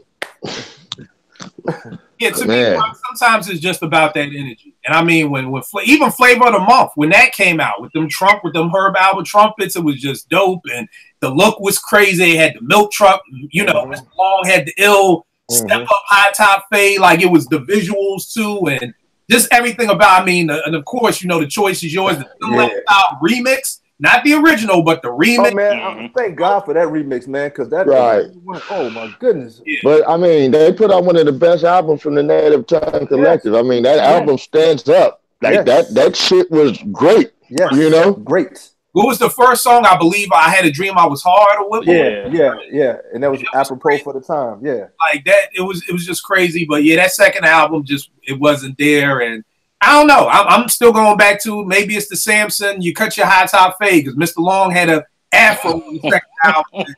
I mean, but Drez carried him on the first. You know, Drez was Black Sheep. If we right. Yeah, so. Yeah, no doubt. I just think sometimes they just be so great. Them first albums, man, it's just hard to top some shit sometimes. True. And then, like you said, with Light, times change, and then it's different. Because you remember, like, during all that time, it was cool, and then gangster rap crept back up and shit changed. Right. You know what I mean? I mean, 90 by Nature was successful because Tretch and them lit gangster, and they was able to play both sides of the fence, make hit records, and do the gangster shit. A lot of people got swallowed up in that wave after the Chronic, man. Yeah. But you know, the wild part too is that even bringing up Naughty's name, eventually that shit got played out because they couldn't keep making them anthems. Like when it got to North Town niggas is the crazy. Like it was like, just stop, just stop. Like remember I said, gimmicks don't last. They don't. And that was the thing that they and Naughty kept trying to come back with another anthem. Same thing with Jeff and Prince. I mean, as much as I love him from Philly, like, come on, I think I could beat Mike Tyson, Night on my street. Like, just stop it. Like, but that was their formula. It's like another parents don't understand. I think I could beat Mike Tyson. You know, we doing this Freddie thing, Nightmare on Elm Street. It's like, yo, like if it wasn't for Summertime, I really think them dudes would be at the bottom of the ocean. One cat that seemed to figure it out. Ludacris seemed like he understand that we don't need no more of him, and I don't hear nothing bubbling for him, and I can appreciate that. He was going to be one of my picks because the gimmicky shit, but he stopped. He ain't doing it no more. So it's like you can still respect what he done. He was amazing for his scene and for the game. Period. Ludacris is very skilled, but he stopped. You know what I mean? Because his shit won't work now. But I'm wondering, did he stop because Hollywood came knocking? No matter why. Don't matter. You know, he stopped. Well, I mean, I think, here's the hard part. It does matter because if Hollywood comes knocking, now I don't have to worry about my bills. So exactly. Because I'm in the Ice Cube like if I don't have Hollywood knocking on my door and I'm not in the Fast and the Furious series, maybe I do got to keep making these albums to keep this rent up and keep in school and everything like that. So it's much easier to walk away if Hollywood is knocking on your door. You can easily, but I see what you're saying, because maybe Luda believes, you know, I just don't have a lane anymore. So instead of continuing to make this music, let me just fall back. Maybe I'll do a verse here and there, but like I'm gonna just step away from the game. Yeah, because Hollywood get paid up front. You know, the movie bomb or not, you get your check, you know? Right. Versus all the work you got to put in for an album. I got to spend 5 months making the album. I got to do radio. I got to do all of this. So it's just easier for me to go out here in Hollywood, shoot for 3 weeks, get this check, and call it a day. Porsche, what's next? I got AZ, and I love AZ. That's a good one. That's a great one.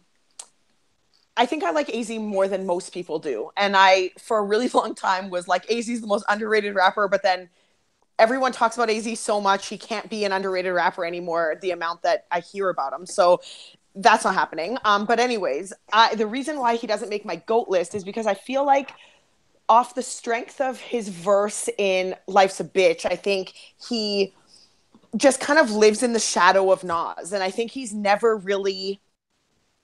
I mean, I think that's pretty much sums it up perfectly, is that AZ just tries to live in the shadow of Nas, or how he was back then. And it's just like, I don't know. I don't think he can make a GOAT list when Nas is on a lot of people's GOAT list, because it's kind of like you're getting the, you know, the Nas Jr. and it's not, I don't know. That's why I don't have him on mine.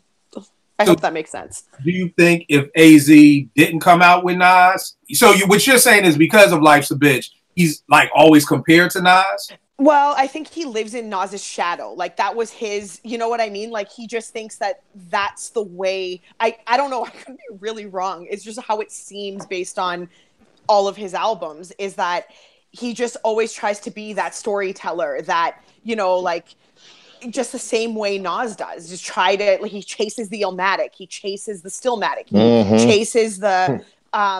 chases the it was written, and he comes up short. Like he's not Nas. And it goes back to what Cash was saying about how you try to do what your like colleagues do and your teammates do in that way, and then you're not in your own lane anymore, and now you're like looking for a lane, or you're looking to to fit in a lane, and then you can't because it's not in your, I don't know, like you can't do it because you're trying to be somebody else. So that's what I think.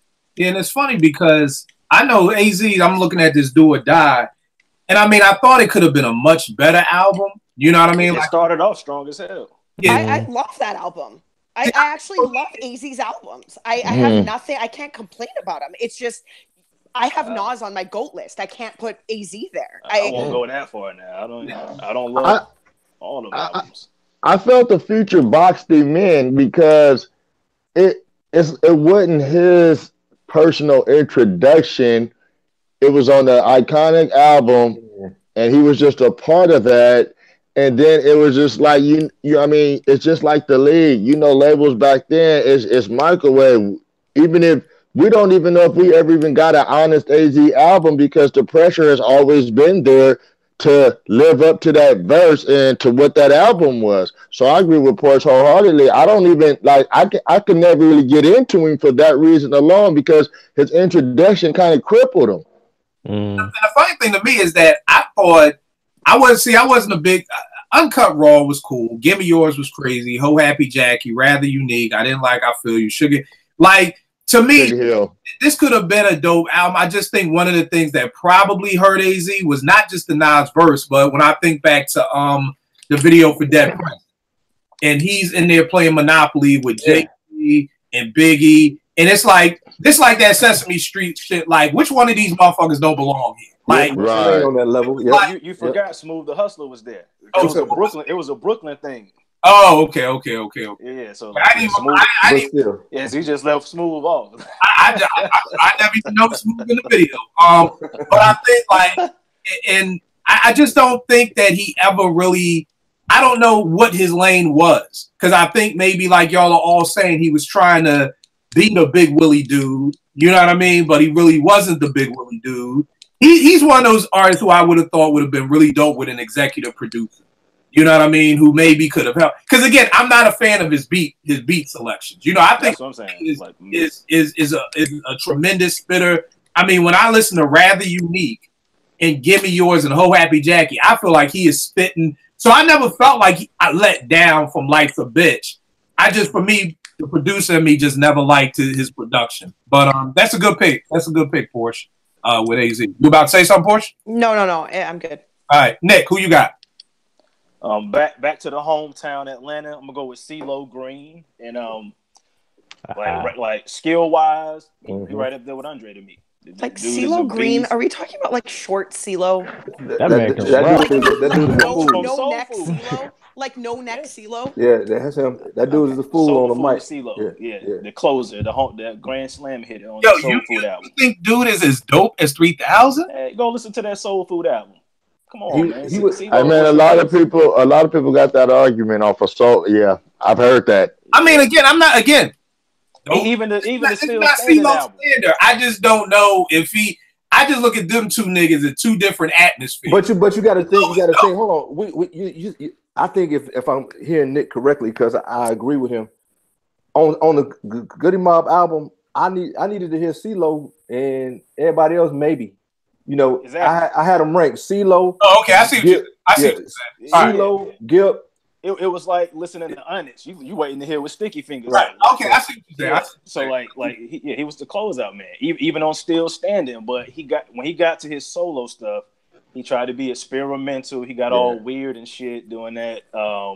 With Danger Mouse? What's the shit with Danger Mouse? Crazy. Nas Barkley and shit like that. Oh yeah. Boy, he got paid though, homie. Holy, I forgot about that. But here's the wild part. Forgot about that. They play for every grocery store in America. But here's the wild part. How did CeeLo fall off? Because I feel like he's no longer talked about. So even with the Nas Barkley, like that was him. Bro, he didn't fall off, dude. This dude writing hits with Mars and doing. Yeah, he went Hollywood and now he's making that residual back. And he went F y'all rappers money. He went underground for a minute too, Kill, because he had a case where he was supposed to get somebody some ecstasy or some shit like that. So he's behind the scenes now. That's where that nigga got canceled at. Yeah. Because at a point, because I'm like, he had Nas Barkley, he had the song F You, which was everywhere. You know, that was a dope ass album too. I forgot the name of that. But that joint with the F You on there was crazy. But that's what it was, Cash. It was something about ecstasy and rape or something. Because he lost his TV gig and all that. Yeah. That's what happened. All right, cool. But me, I'm talking about rapping. Just how you felt with Lauryn Hill when she came out with the solo and she's singing. Right. CeeLo started doing more singing than rapping. Mm-hmm. And then that was my problem. Like, I want to hear CeeLo rap. Yeah, this joint right here. The Lady Killer. Yeah, that's cool. That's cool. That ain't what I want. But I know what you're saying as far as rap. And I think maybe that's the hard part because whenever, Bruce named Fonte, whenever these rappers can sing too. No doubt. And it's more lucrative. Yeah. Right. You got to roll with that. Yeah. You got to pay them. Yeah. You're going to get more features, things like that. So songwriting, because he wrote the Pussycat Dolls. Man, I'm watching Teen Titans Go with my grandson and CeeLo Green on there singing Nights Begin to Shine. So there we go. Bro. He cashing them checks. Yes, sir. Yeah. Songwriting is, All right. I feel that. Bruce, who you got for your last one? Last one, I'm going to go Vince Staples. Okay. I like Vince. Yeah. I love Vince Staples. Probably my favorite rapper of this era, or damn near. Question. Mm-hmm. Who the fuck is Vince Staples? Vince Staples from Northside Long Beach. Dude. Good Def Jam. I got to send you this. Yo, is this the dude who always cracking jokes? Yeah. And I'm gonna get into that. I'm gonna get into that. I know I'm good now. I'm good. Yeah. I know who he is. He's always funny. He was the one who was like, I ain't freestyling all the time. Y'all want to call me up here to freestyle? I only freestyle way. Yeah. All right, I got you. Yeah, that he had that mixtape with Mac Miller, Stolen Youth, and the outro on that is probably my favorite song ever. Wow. Because basically it's like I'm from Long Beach. He was just giving his story about Long Beach, and I've been a fan ever since that day. And then the thing that's holding him back probably is his interviews are doper than his music. And that's no shot to his music. His interviews are just, yeah. All right. His personality overshadows the music. It's a lot of that going on in these days and times. So what is it that keeps him off your GOAT list? That and that, because I think he's one of the best rappers out right now, but he doesn't get mentioned in that because of his interviews. People think of his interviews before they think of his music, even though he's dropped nothing but great albums, in my opinion. Right. Even his experimental album, Big Fish Theory, that was a very experimental album, but I still loved it. He has the most entertaining Twitter TL of all time, I swear. Exactly. And I don't even care about what his music is. I'm like, what is he saying on Twitter? Because that shit is hilarious. Exhibit A. All right. And I want to say, wasn't he on that joint with Calm for Kingdom? Yeah. All right. Cool. Just checking. All right. The last group of people I got real quick, I had Evidence from Dilated Peoples, Little Fame from MOP, Rock Marciano. I got Mos Def. I got Stally. And I'm always telling this every time I'm kicking it with him. Grap from I&I. Grap was seriously one of my favorite MCs. Way before I met him, he was definitely one of my favorite MCs. I thought he had the voice. I thought he had the flow.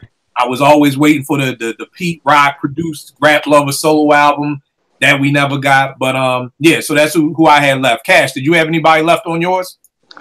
If I had to pick one that had potential for GOAT status, I would say Tyler, the Creator.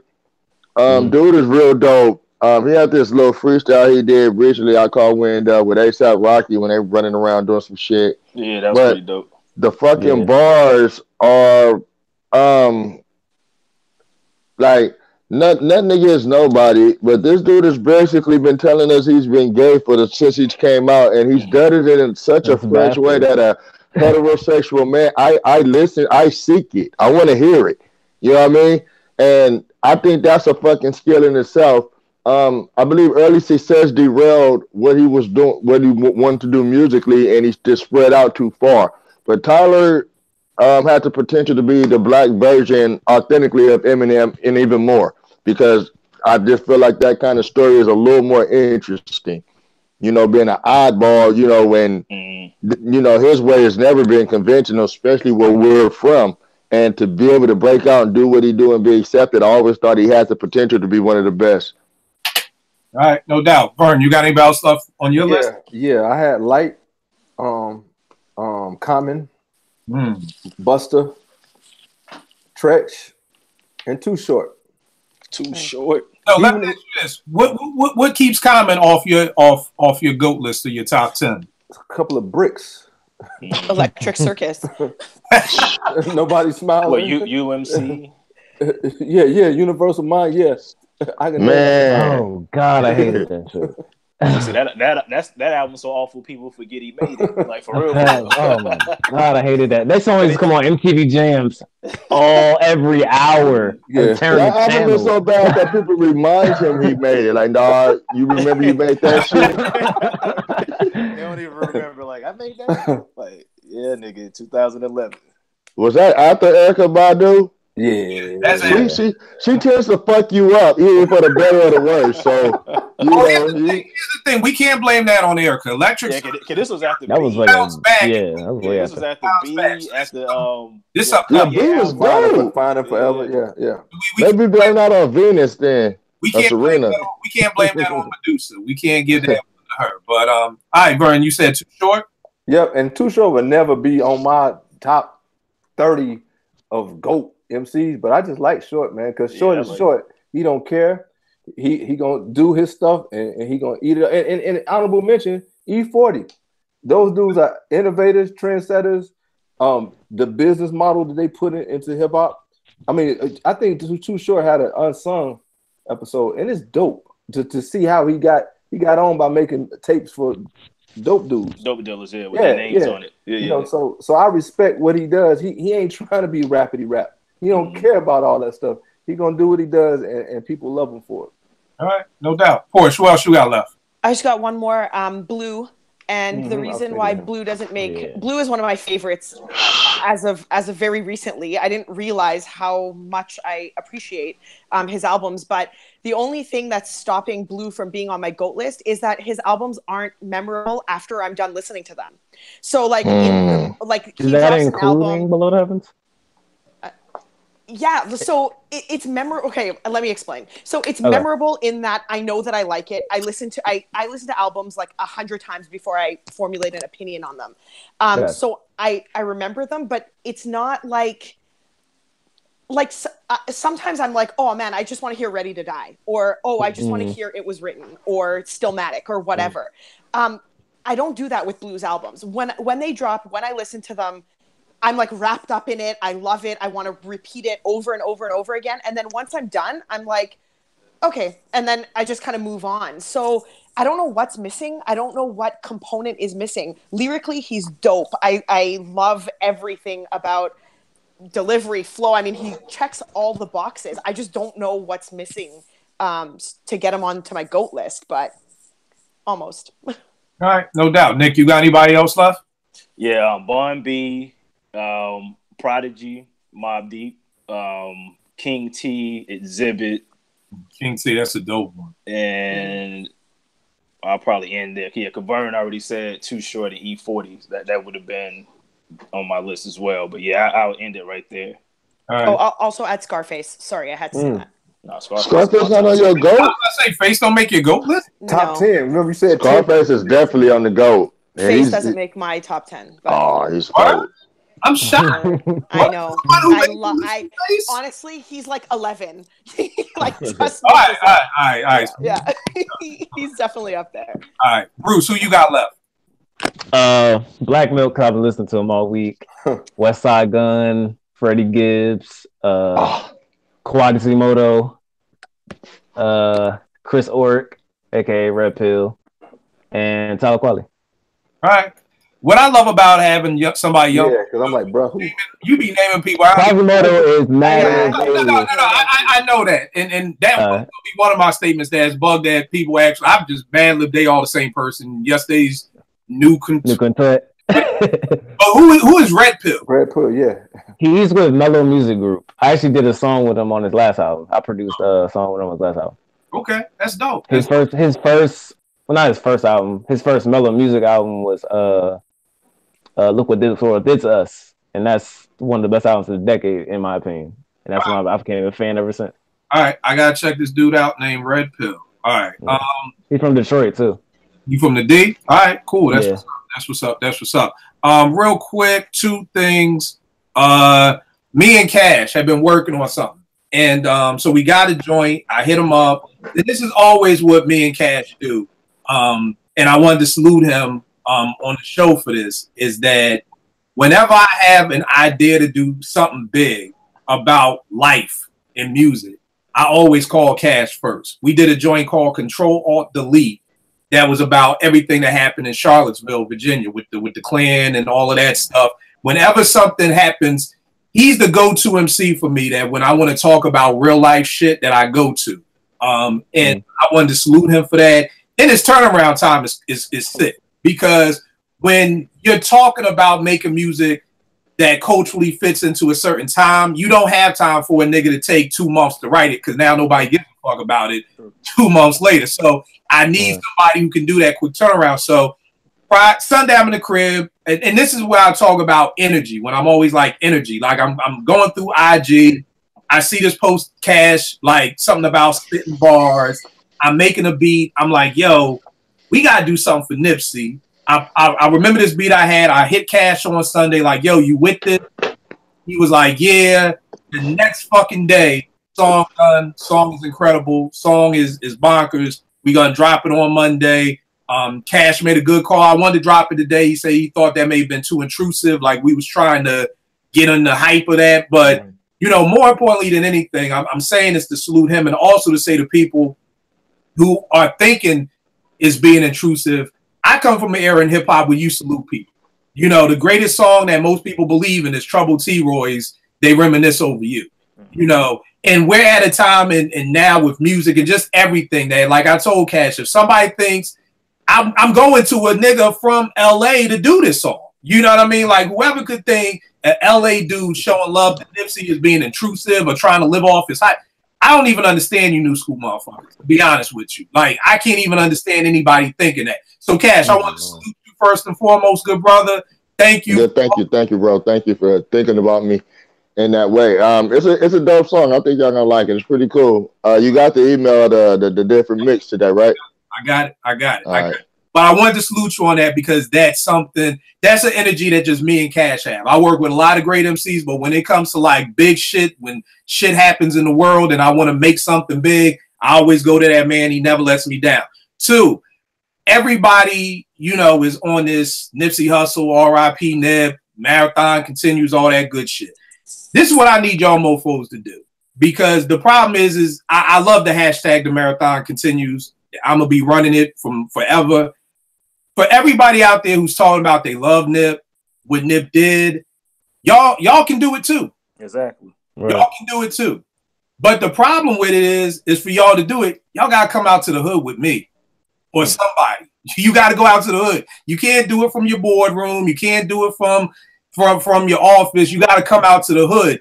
And in DC, I made a tweet about this earlier that didn't get really any retweets, but I'll say it again that in DC, there's an issue going on right now to me that really isn't that big of an issue to me.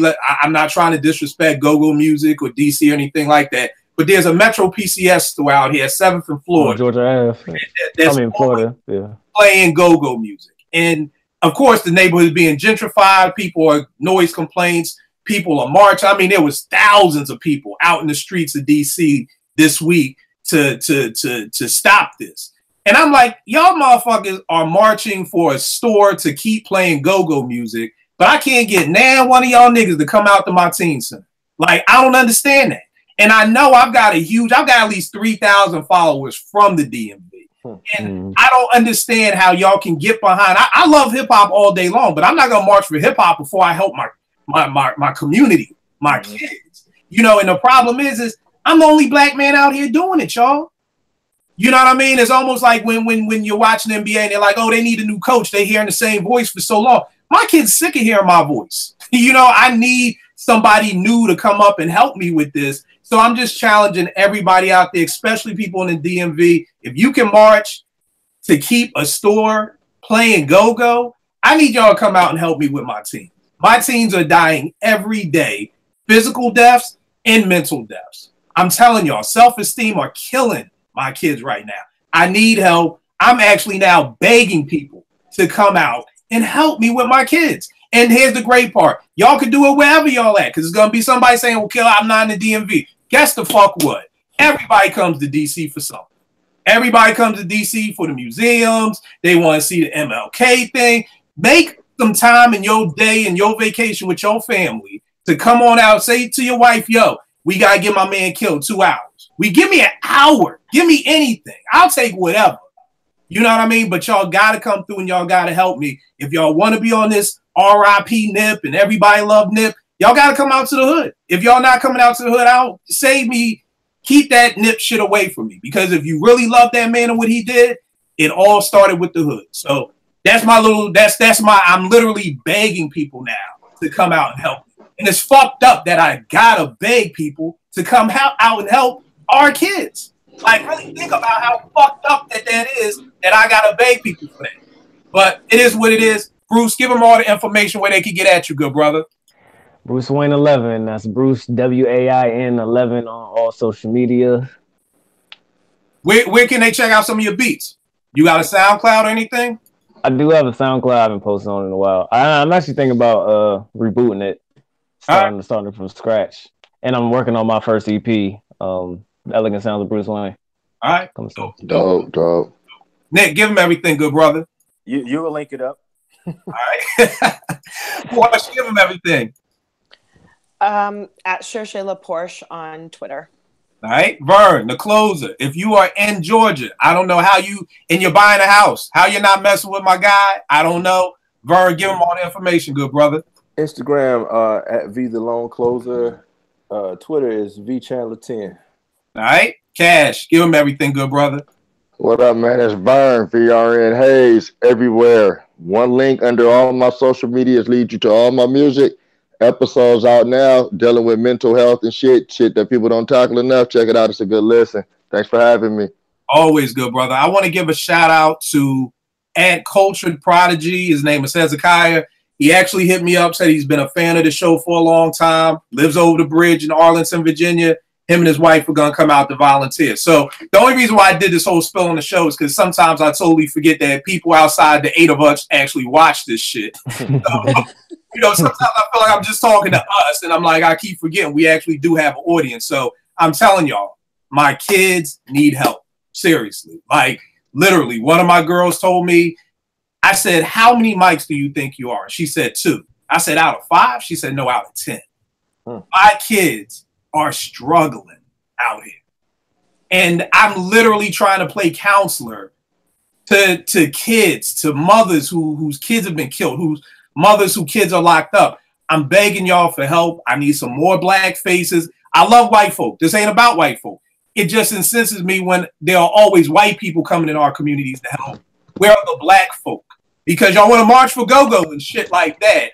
I need y'all to come out and help these kids. So it is, y'all know what it is. Kill 889. We'll make beats for food. I will check y'all next week, y'all. See ya. All right. Peace.